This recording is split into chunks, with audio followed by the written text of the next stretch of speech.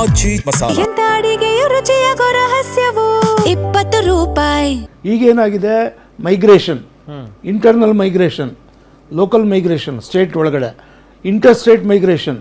Bengaluru mid point, 5 ಸ್ಟೇಟ್ಗಳಿಗೆ mid point. ಜನ ಎಲ್ಲ ಕಡೆಯಿಂದ ಬಂದು ಇಲ್ಲಿ ಸೇರ್ತಾ ಇದ್ದಾರೆ. ನಾರ್ತಿಂದ ಇಲ್ಲಿ ಬರ್ತಾ ಇದ್ದಾರೆ. ಎಜುಕೇಷನಲ್ ಕ್ಯಾಪಿಟಲ್ ಆಗಿದೆ. ಇಷ್ಟೊಂದು ಕಾಲೇಜು ಯೂನಿವರ್ಸಿಟಿಗಳಿವೆ. ನಾರ್ತ್ ಇಂಡಿಯನ್ಸ್ ಎಲ್ಲ ಇಲ್ಲಿ ಬರ್ತಾ ಇದ್ದಾರೆ. ಏನಾದರೂ ಕೆಲಸ ಮಾಡ್ಬೋದು, ಟೀಮ್ ಮಾರ್ಬಿಟ್ಟು ಬದುಕು ಮಾಡ್ಕೊಂಬೋದು. ಬಾಂಗ್ಲಾದೇಶದವರೆಲ್ಲ ನುಗ್ಗಿ ಬರ್ತಿದ್ದಾರೆ. ಸರ್ ಇದೊಂದೇ ಅಲ್ಲ, Bengaluru by I have travelled length and breadth of ನಮ್ಮ ಭಾರತ ದೇಶಕ್ಕೆ ತಿರುಗಾಡಿರುವಾಗ ಬೆಂಗಳೂರು ಒಂದು ಅತ್ಯಂತ ಸುಂದರವಾದ ಏರ್ ಕಂಡೀಷನ್ ಸಿಟಿ ಆಗಿತ್ತು. Weather is good. ಈಗಲೂ ಕೂಡ ನಾವು ಬೈಕೋತಾ ಇದ್ದೀವಿ, ಏನಪ್ಪ ಹಿಂಗೆ ಅಂತ. ಬಟ್ ಹೊರಗಡೆಯಿಂದ ಬಂದವರಿಗೆ ಇದು ಅತಿ ಉತ್ತಮವಾದದ್ದು ಸಿಟಿ. ಯಾಕಂದರೆ ಬೇರೆ ಕಡೆ ಪಟ್ನಾಗ ಹೋದರೆ 11 ಗಂಟೆವರೆಗೂ ಬಿಸಿಲು ಬರಲ್ಲ, ಪೊಲ್ಯೂಷನ್ ಇರುತ್ತೆ, ಅಲ್ಲಿ ಜನದ ಆ್ಯಕ್ಟಿವಿಟಿ ಶುರು ಆಗೋದೇ ಆವಾಗ. Whereas the extreme end of the Rajasthan ಹೋದಾಗ ಅಲ್ಲಿ 45 ಡಿಗ್ರಿ 48 ಡಿಗ್ರಿ ಟೆಂಪ್ರೇಚರ್ ಬರುತ್ತೆ. ಸೊ ಅಲ್ಲಿಗೂ ಕೂಡ ಥಿಂಗ್ಸ್ ಆರ್ ಗೋಯಿಂಗ್ ಬಿಯಾಂಡ್ ಇದು. ಅಲ್ಲಿಂದ ನೋಡಿದವ್ರಿಗೆ ಬೆಂಗಳೂರಿಗೆ ಬಂದರೆ ಇದು ಅತ್ಯಂತ ಸ್ವರ್ಗ ಆದಂಗಾಗಿದೆ. ಹಾಗಾಗಿರೋದ್ರಿಂದ ಈಗ ನೋಡಿ, ಬೆಂಗಳೂರಿನಲ್ಲಿ ಕೆಲವೊಂದು ಬಡಾವಣೆಗಳು ಅಂದರೆ ಈ ನಮ್ಮ ಮಲ್ಲೇಶ್ವರ, ಜಯನಗರ, ಬಸವನಗುಡಿ, ಇದನ್ನು ಬ್ರಿಟಿಷರ್ ಕಾಲದಲ್ಲಿ ಪ್ರೀ ಇಂಡಿಪೆಂಡೆನ್ಸ್ ಟೈಮಲ್ಲಿ ಕಾಲರಾ ಅಂತ ಬಂದಿತ್ತು 1903ರಲ್ಲಿ. ಸರ್ ಇನ್ಫ್ಲೂಯೆನ್ಸಾ ಕಾಲರಾ ಆವಾಗ ಬಿದ್ದಿದ್ದು. ಇದಕ್ಕೆ ಏನು ಮಾತಾಡದೆ ಅವ್ರಿಗೆ ಔಟ್ಸ್ಕರ್ಟಲ್ಲಿ ಈ ಏರಿಯಾ ಮಾಡಿ ಅಲ್ಲಿಗೆ ಹೋಗ್ರಪ್ಪ ಅಂತ ಕಳಿಸಿದ್ರು ಜನನ್ನ. ಇದು ಕಾಡಾಗಿತ್ತಂತೆ ಇದು. ಇವೆಲ್ಲ ಕಾಡು ಮಲ್ಲೇಶ್ವರದ ಟೆಂಪಲ್ ಹತ್ರ ಇದೀವಿ ನಾವೀಗ. ಅದೇ ತರ ಆ ಭಾಗದಲ್ಲಿ ಅವರು ಮಾಡಿದ್ದು. ಇವತ್ತಿಗೂ ನೋಡಿ ಆ ಬಡಾವಣೆಗಳಲ್ಲಿ ಇರತಕ್ಕಂಥ ರೋಡು, ಡ್ರೈನೇಜು, ಅದು ಎಲ್ಲ ಎಷ್ಟು ಇದು ಇದೆ. ವೆರಾಸ್ ಇತ್ತೀಚೆಗೆ ಬಂದಿರೋದಕ್ಕೆ ಎಲ್ಲ we have one or the other issues. ಬೀಟ್ ಎಲೆಕ್ಟ್ರಾನಿಕ್ ಸಿಟಿಯಿಂದ ಬಂದರೆ ಸಿಲ್ಕ್ ಬೋರ್ಡ್ ಹತ್ರ ಜಂಕ್ಷನ್ ಇದೆ. ಈ ಕಡೆ ನೆಲಮಂಗಲದಿಂದ ಬಂತು ಅಂದರೆ ನಾವು ಅಲ್ಲಿ ಚೌಕ್ ಆಗ್ತಾ ಇದ್ದೀವಿ. ಹೈದ್ರಾಬಾದ್ ಕಡೆಯಿಂದ ಬಂತು ಅಂದರೆ ಇಲ್ಲಿದೆ. ಪ್ಲಸ್ ಈಗ ಮಡ್ರಾಸ್ ಕಡೆಯಿಂದ ಬಂದರೆ ಆಗುತ್ತೆ. So planners have to plan it in a most. ಒಳ್ಳೆ ಪಾಯಿಂಟ್ ಹೇಳಿದ್ರು. ನಾನು ಕೊರೋನಾ ಬಗ್ಗೆ ರಿಸರ್ಚ್ ಮಾಡಿದ್ದೀನಿ, ಅದು ಒಂದು ಸತ್ಯ ಕಂಡಿಟ್ಕೊಂಡಿದ್ದೀನಿ. ಆಮೇಲೆ ಸಮಯ ಸಿಕ್ಕರೆ ಹೇಳ್ತೀನಿ, ಇಲ್ಲದ್ರೆ ಇನ್ನೊಂದ್ಸರಿ ಹೇಳ್ತೀನಿ. ಈ 1905 ಫ್ಲೂ ಆಗಿತ್ತಲ್ಲ, ಸ್ಪ್ಯಾನಿಷ್ ಫ್ಲೂ 1718 ಥರ, ಚೈನೀಸ್ ಫ್ಲೂ ಈಗ 1920 ಥರ ಕೋವಿಡ್ ಥರ. ಆಗ ಫ್ಲೂ ಇತ್ತು 1905ರಲ್ಲಿ. ಪೂನಾ ವಾರ ಆದಮೇಲೆ ಸೋಲ್ಜರ್ಸ್ ಬೆಂಗಳೂರಿಗೆ ಬರ್ತಾಯಿದ್ರು, ಎಲ್ರಿಗೂ ಜ್ವರ ಬಂದ್ಬಿಟ್ಟಿತ್ತು. ಆಗ ಬ್ರಿಟಿಷರ್ಸು ಒಳಗಡೆ ಬಿಟ್ಕೊಳ್ಳಿಲ್ಲ, ಅಲ್ಲೇ ಕೂರಿಸಿದ್ರು ಔಷಧಿ ಕೊಟ್ಟು. ಅದು ಕಂಟೈನ್ಮೆಂಟ್ ಅಂತ ಮಾಡಿದ್ರು. ಈಗ ಕಂಟೈನ್ಮೆಂಟ್ ಹೇಳ್ತಾರಲ್ಲ, ಅದು ಕಂಟೈನ್ಮೆಂಟ್ಗೆ ಅಲ್ಲಿಟ್ಟಿದ್ರು. ಅದೇ ಕ್ಯಾಂಟೋನ್ಮೆಂಟ್ ಆಗಿರೋದು ಈಗ. ಸೊ ಇವೆಲ್ಲ ಹಿಸ್ಟಾರಿಕಲಿ ಇದೆ. ಈ ಪ್ರಸಕ್ತ ಪ್ರಾಬ್ಲಮಿಗೆ ಬರೋದಾದರೆ ನೋಡಿ, ಇದು ಪ್ರತಿ ವರ್ಷ ಸಂಭವಿಸುತ್ತೆ, ಯಾರೂ ತಡೆಯೋಕ್ಕಾಗಲ್ಲ. ಇವ್ರು ಹೇಳಿದಾಗೆ ನೀವು ನೇಚರ್ ಇಂಟರ್ವೆನ್ಷನ್ ಮಾಡಿದ್ರೆ ದುರಂತಗಳು ಜಾಸ್ತಿ ಆಗ್ತವೆ. ಕೊಡಗಿನಲ್ಲಾದಾಗೆ ನೀವು ಹೋಮ್ ಸ್ಟೇ ಅದೆಲ್ಲ ಮಾಡಿದ್ರಿ, ನೀವು ಸಾಯಿಲ್ ಪ್ರೊಫೈಲ್ ಡಿಸ್ಟರ್ಬ್ ಮಾಡಿದರೆ ಹೆಚ್ಚಿನ ಮಳೆ ಆದಾಗ ಹರಿದು ಬರುತ್ತೆ. ಮೆಪ್ಪಾಡಿ ಥರ ದುರಂತ ಅದೇ ಕೊನೆ ಅಲ್ಲ. ನೀವು ಚಿಕ್ಕಮಂಗ್ಳೂರು ಆಗ್ಬೋದು, ಉತ್ತರ ದಕ್ಷಿಣ ಕನ್ನಡಗಳಾಗ್ಬೋದು, ಕೂರ್ಗಾಗ್ಬೋದು, ಮತ್ತೆ ಆಗುತ್ತೆ. ಯಾವಾಗುತ್ತೆ?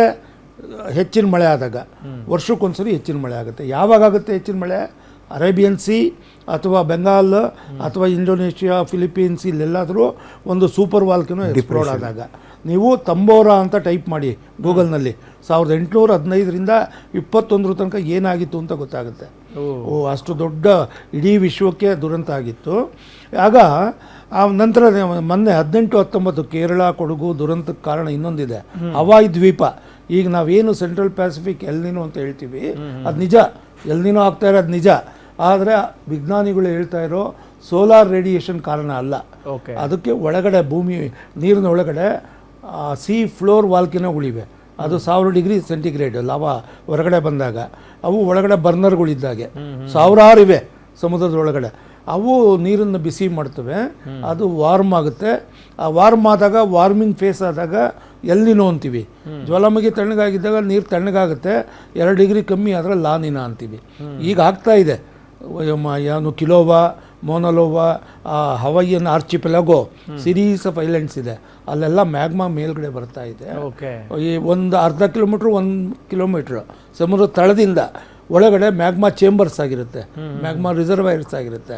ಅದರಿಂದ ಶಾಖ ಸುತ್ತಲೂ ಹರಡುತ್ತೆ. ಅದರಿಂದ ಸಮುದ್ರದ ನೀರು ಬಿಸಿಯಾಗಿ ಎಲ್ನಿನೋ ಕಾಣಿಸ್ಕೊಂಡಿದೆ. ಆ ಎಲ್ನಿನೋ ಕೂಡ ಈ ಒಂದು ದುರಂತ ಕಾರಣ ಇರಬಹುದು. ಹೇಗೆ ಅಂತ ಹೇಳ್ತೀನಿ. ನಾನು ಪ್ರತಿದಿನ ಇದು ವಾಚ್ ಮಾಡ್ತಾ ಇದ್ದೀನಿ.